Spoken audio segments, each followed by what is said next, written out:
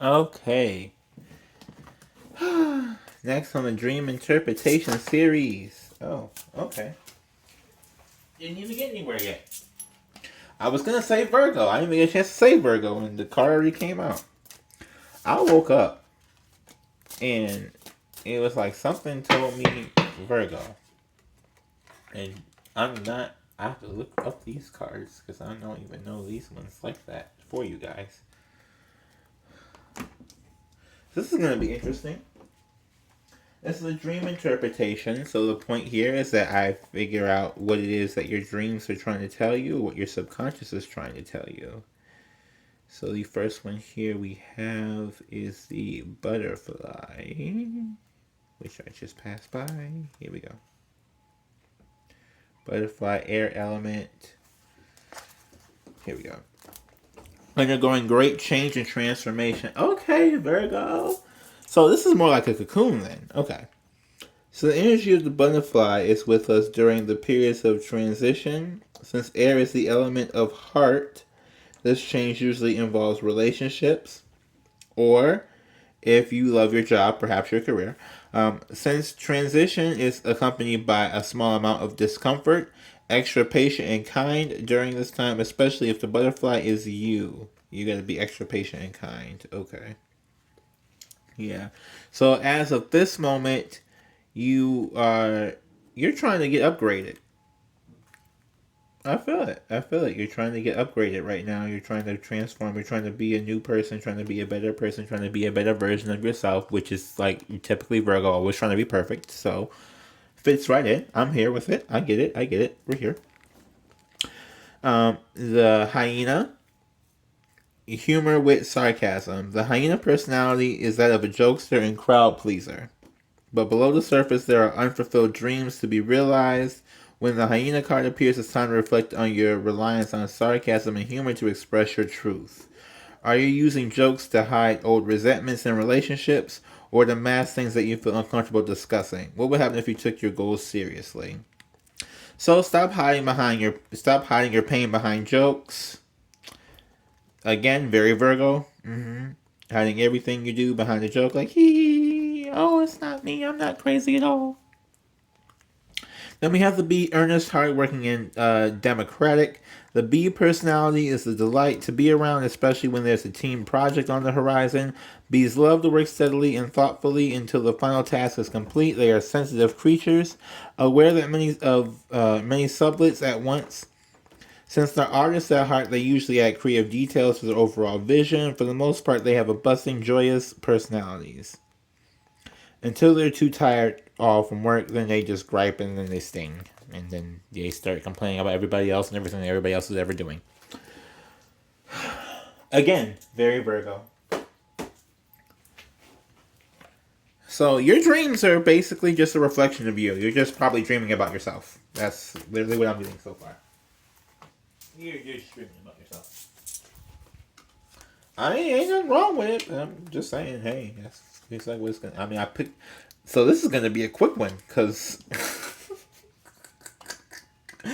all these cards just flew out. Well, dang. I guess Spirit really has something to tell you about your dreams. Now that we've locked into Virgo energy here. Okay, so your waking actions are the Eight of Wands in reverse. So you're not moving anywhere, basically.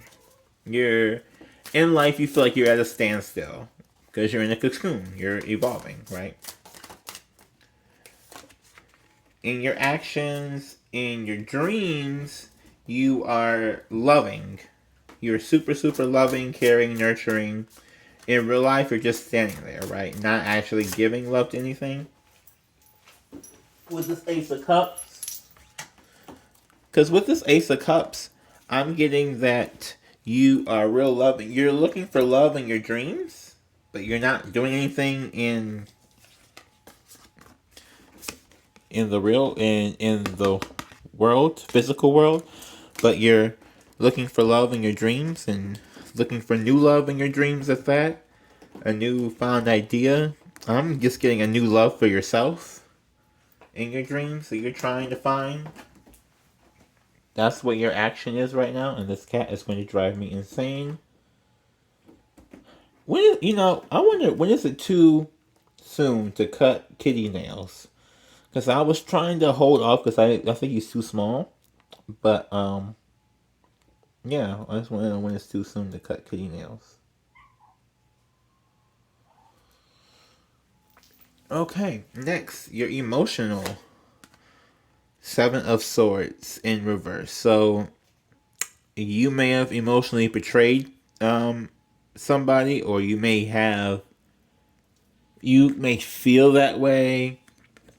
I'm getting more of a you probably did some things to people, and you know that you did some things to people. And I'm not saying this out of my personal like Virgo vendetta thing. I don't really have one, but my point is that like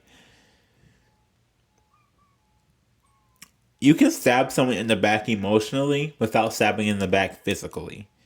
And I think that you all are aware of that, and you know that, and you do it anyway. But then you want to act like you don't, and you feel some type of way about it. So, or like maybe, or it's the other thing I'm getting to is that you you are hurt. Like, you know how they say hurt people hurt people. So you're a hurt person, but the hurt comes from within. Like, you hurt yourself, and then you hurt other people because you hurt yourself. But because that came from you hurting yourself, it's not, you know, it doesn't really add up. You know what I'm saying? Like, you have this fun, cool personality, you know, on the inside, and you're over here, like, self-deprecating, right? Because that's all Virgos do is self-deprecate all day long, and then they project their self-deprecation on everybody else. And so everybody else feels betrayed because they're like, well, dang, I didn't even do anything to you. You did this to you, and now you're taking it out on me, and that's just unfair. It's not fair. In your dreams, you have this Nine of Wands. So you're determined in your dreams to maybe be right about this, like to claim that you don't do anything wrong. I feel like you really, really wow. So this is a really narcissistic Virgo that we have going on here, because all their dreaming is them, and it's them falling in love with them, and them like determined not to believe any negative thing that anybody ever says about them. And it's like, in reality, there are like, nobody's perfect. I'm sorry, nobody's perfect, not even you. So it's not a bad thing. It's just like, that's just the way the world was made. It's not a horrible thing. But someone really here is like really determined, really, really forthright, like emotionally fighting the idea that they could ever be wrong for anything. And it's like, if you just accept the idea that you're wrong, your life will probably increase. That's what's holding back your transformation, accepting the fact that you were wrong in a situation. Like, it's like, I don't even understand how people can hold on to that idea so tough that they were never wrong about anything. This is the only sign that I've ever known that was that bad. The second closest is fucking Taurus. But y'all earth signs just will not admit to any type of fucking fault. And this right here is telling me from this dream that there is no chance that there is a Virgo out there that will admit fault willingly. Even your dreams are telling you you're right when you're wrong about something. It's crazy. And it's the fact that I know you're wrong about something because in the walking world, you don't act like you're, like, you know what I'm saying? Like, in the walking world, when you walk I don't even know why I said that phrase, in the walking world. But like, when you're awake, and you wouldn't be going through all this self-deprecation if you were actually right. You know that, right? Like, you wouldn't actually go through all of this self-hate and critiquing of yourself if you weren't actually wrong in some area. Like, the one thing you probably should self-critique is how much you tell yourself you're right when you're actually wrong about something. That's probably the one thing you probably should continue to self-critique yourself on. Everything else, let the shit go. Because all that stuff is another manifestation from you, from your subconscious, reaffirming that you're not perfect because you don't do this, and this, and you're taking on everybody else, right? When in reality, you're so determined to claim that to ignore that voice that's telling you that you're wrong about something, that you're just destroying everything else in your life. That's completely Virgo life. You were trying so hard, instead of Like, instead of somebody lighting a match and like, okay, so like imagine there is a bonfire, right? And someone lights a little lighter and lights a fire, and they go and put it in the bonfire, and the bonfire lights up, right? And everybody's like, oh, okay, whatever, the bonfire lights up, we all just gonna put our little marshmallows on there and enjoy our day. Virgo, you don't do that. You sit there and you see the lighter coming, and you push the person out the way, and you make them light somebody else on fire, and you're like, well, you cannot light this bonfire. This bonfire is too perfect. I'm not, like, there's nothing wrong with me. I'm too right to ever be put on fire, to ever be subjected to anything else besides perfection. And you burn everybody else, and so everybody realizes the common denominator, the problem in the whole situation is you, because you don't ever want to take any responsibility for anything. But people don't want to tell you that because you won't accept responsibility for anything. So people tell you that and you get mad, and then you don't want to deal with them. But that's really what the case here is. Foundation is 8 of Swords in reverse. So your foundation is trapping yourself without speaking up about what your real issues are that you run back to, but then you always have the same issue over and over again because you never speak up and you never let any of this come in. That's your foundation. Hold on 1 second. I thought I heard a doorbell. That was weird. I've been hearing that a lot lately, like a doorbell.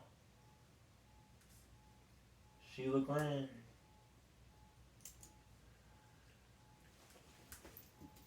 Yes, Virgo.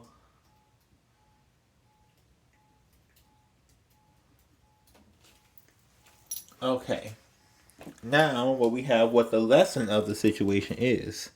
3 of Wands.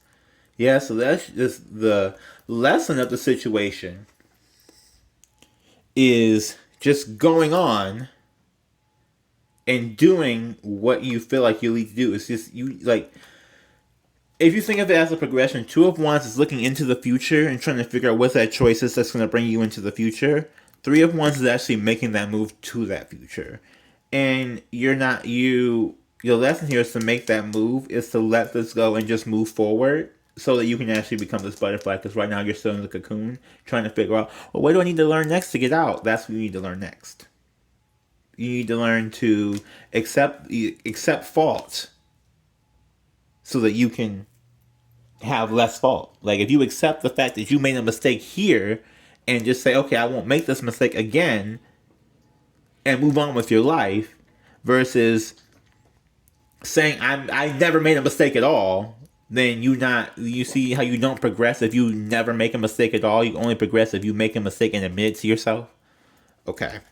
I don't think you all get it, but we're just going to move on anyway, because we have Knight of Swords here. That is the blockage. The blockage is communication, your lack of communication, wise communication. Your block is talking to the people. Maybe everybody has blocked you. So now you're blocked from trying to get some closure. You're blocked from trying to get closure because everybody has blocked you, because you're so toxic right now, because you won't, well, not right now, but there's such a toxicity in the idea that you won't accept any type of fault or anything like that. There's such a toxic idea in that people don't like that, and people run from that, because like, okay, so if you're not gonna accept anything you do is wrong, then if I hang out with you, then I'm gonna just keep getting blamed for unnecessary shit, and I have enough of my own shit that I actually did, because I actually take responsibility to be blamed for shit that I didn't do, right? So that's kind of how people view this whole situation. And with the Sun of Wands, your blockage is that. Your blockage is not this could also be a Gemini, Libra, Aquarius in here. I highly doubt it. I mean, I don't. To me, that's just you. That's all you all day. All you all day. But this has been like, I don't know. I feel like I have the same message every time. You know what's funny? So you know how Aries and Virgo always get together? It's funny because Aries and Virgo are the 2 signs that like always get together and never should get together, because they both have the same problem. They never admit that they're wrong about anything, and that's probably what attracts them to each other. But then it never works out because they're like, well, you won't admit that you're wrong, and you won't admit that you're wrong.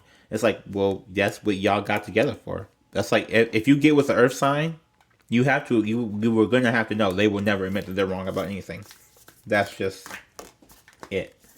Like, but be prepared for abuse, be prepared to get cheated on, be prepared to get lied to, and be prepared to get blamed for everything that they do that's wrong. That's what happens when you get with the Earth sign, especially a Virgo. I think Virgo is like the most.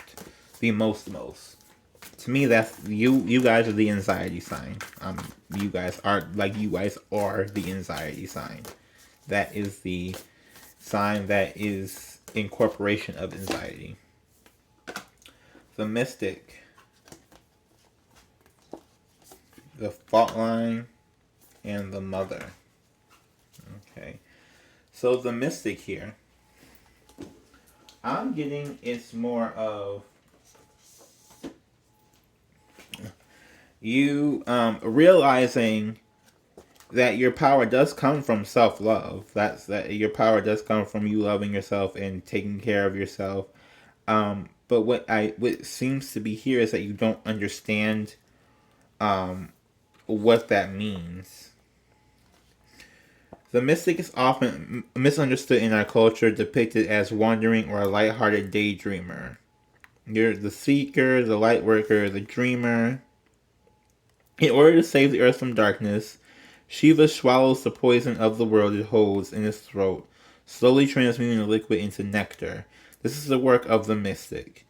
Basically, you're trying to, like, it's saying that you take in everybody else's pain so that for that type of reason, and you provide everybody else with pain. That's what you do. Like, you may have taken it in from somebody, but you just throw it right back out. Mm-hmm. And nobody seems to understand. Like, I have not met anybody who understands the Virgo. You guys are very misunderstood, because I think I get it. If I'm wrong, please let me know, because from my understanding of Virgos and being around them and researching, this is what this is about. But I mean, if I'm wrong, tell me I'm wrong. But from my understanding, this is what you guys are, and you guys feel so misunderstood. But you guys aren't misunderstood. You're just so mean that nobody wants to deal with your ass. Like, you take all of your insecurities out on everybody else to the point that nobody wants to deal with you. Not that people don't like you. People do like you, but then you lash out at them for something that you did to yourself. Can't, like, in bullshit. I can't stop you from hating you, so I'm gonna go. That's how everybody else really kind of does, for the most part. The mother, the great mother, the feminine, and the source. Okay. So, this is the mother's love. This could also be an emotional part for you. You could have mommy issues. Yes. Okay, regardless of our birth story, each of our hearts beat for the first time in the warm womb of the mother, where she offered resources from her body for the building of our own.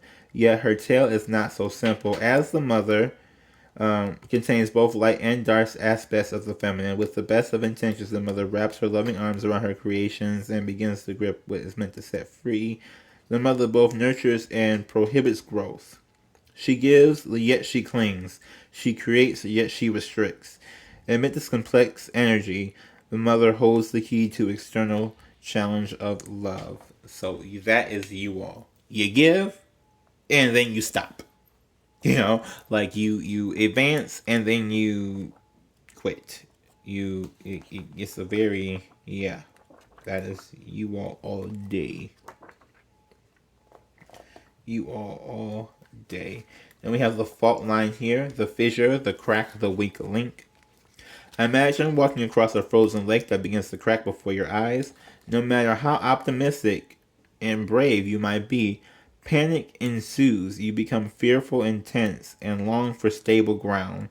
Such is the energy of the fault line. So this is your foundation that you go back to, right? It's faulty. It's a faulty foundation. You go back to a real icy foundation. Like, your foundation is walking on pins and needles. Your foundation, like, whenever you're hurt, you go back to a place that's not even safe for you. You don't have a safe place to go to. The place that's safest is still dangerous, and you need to develop a new safe place to go back to, so that you have a better foundation. Alright? Sorry for the cat in the background, but I can't control the cat the same way you can't control my mouth. So, if you liked anything in this video, if you resonated with anything in this video, if you want to tell me about Virgos, things that I don't apparently know, because I'm open to learning. I just have not been proven wrong so far, so I would love to be proven wrong. Please like, comment, subscribe, and share this video.